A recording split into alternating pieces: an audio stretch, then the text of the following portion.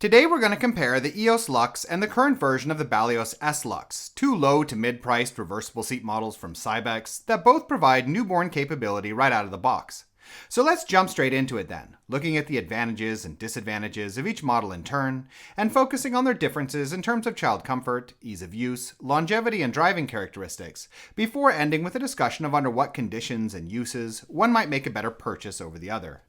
And starting off with the Eos, the model clocks in at 11.6 kilos and folds down to roughly 56 by 60 by 92 centimeters as two separate pieces.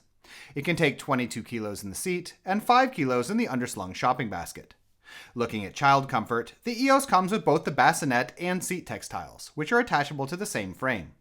With the seat, the model has a bucket design, with decent upright and reclined positions, and, size-wise, measures 32 centimeters in width and 97 in length, determined by adding up the lengths of the backboard, baseboard, and leg rest. As far as the canopy is concerned, the Eos provides above-average sun coverage via its sun flap and a decently long extension section zipped into the back. Moving on to parent comfort, the Eos's handle is adjustable between 101 and 112 centimeters in height, while the shopping basket is acceptable in terms of size and accessibility, but is a bit on the weak side with regards to weight capacity. When it comes to folding, the Eos is designed to fold down as two pieces, meaning removing the seat or bassinet and then folding down the chassis, and all of the mechanisms involved require two hands. As far as the feel of using the Eos is concerned, the chassis has a tight and solid feel, including the handle, and, at least right out of the box, has very little looseness whatsoever. While in terms of durability, other than a couple of minor wear-prone areas in the textiles for the shopping basket and the mechanical elements on the bassinet, the Eos is relatively strong, especially in comparison to similar models in its price class. Looking lastly at driving, the Eos lacks rear frame suspension, but does have good-sized wheels, 11 inches in the back and 8 in the front, and is capable of handling harder urban terrain like cobblestones, snow, and off-roading in city parks when you need it to. Alright, moving on, the Balios weighs in at an essentially identical 11.7 kilos, but folds down to a more compact 40 by 48.5 by 65 centimeters with the seat attached. It can take the same 22 kilos in the seat, but, at 10 kilos, has twice the weight capacity with its shopping basket. When it comes to child comfort, the Balios doesn't come stock with the bassinet, but its seat is more adjustable than the Eos's, having an even more upright position and being capable of reclining to a near full flat position that's acceptable for newborns.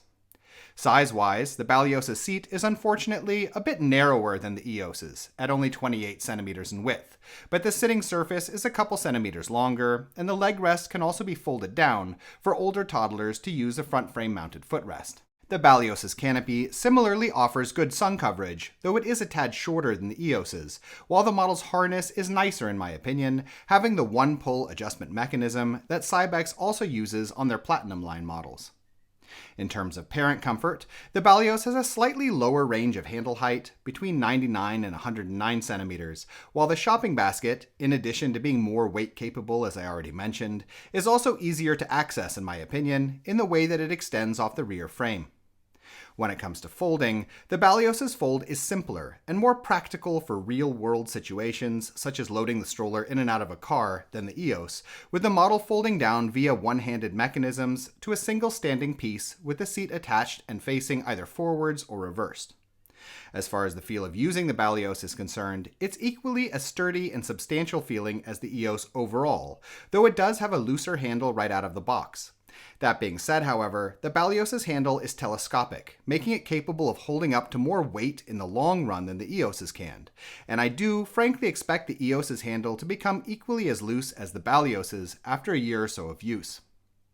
As far as durability goes, the Balios is built more complexly than the Eos, in terms of both its more malleable seat frame and the combination of its telescopic handle with a one-handed folding system.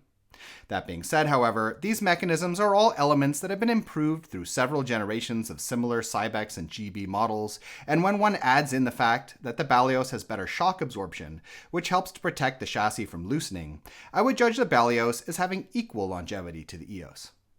When it comes to driving, the Balios has smaller front wheels, 7 inches versus the Eos's 8, But again, that better suspension comes into play here, actually making the Balios a little more comfortable to use, especially when it comes to continuously bumpy environments.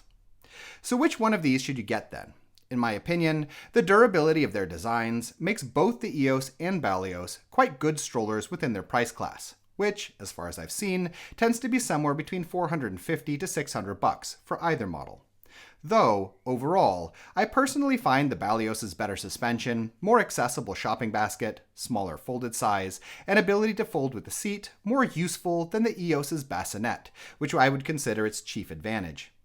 With either of these, the ideal fit, in my opinion, is lifestyles that don't involve too much driving and possibly require some degree of terrain capability, but the low price makes both models appealing as well, simply for anyone looking to get a decent from-birth stroller on a budget. In any case, we hope you found this video interesting, and if you did, please subscribe, as this sort of support really helps us to continue making videos in the future. If you'd like to know more about either of these models, we have standalone reviews that go into a lot more detail, and links have been added in the description. In addition, if you're currently shopping for a stroller, we have a buyer's guide on our Patreon page which lists a wide range of models that we recommend, with a lot of technical and lifestyle related information. You can find it by following the link in the description as well. Thank you.